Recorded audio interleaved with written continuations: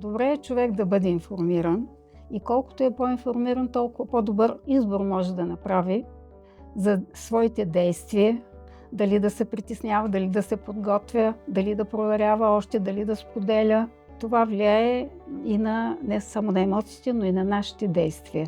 А действията определят начина, по който живеем. Така че има много пряка връзка с нашия живот информацията.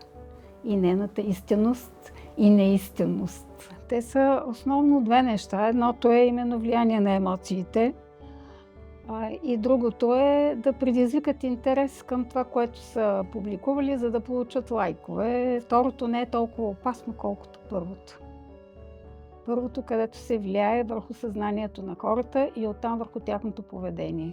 И наскоро имаше една такава конспирация, която се казва, че ще има новини на украински език в България.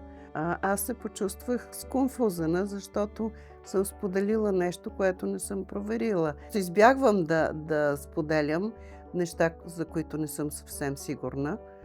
В случая с Надето, тя веднага провери и ми каза, няма такова нещо. Правилният избор, както вече казах, е само чрез натрупване на информация и познание. Друг начин няма.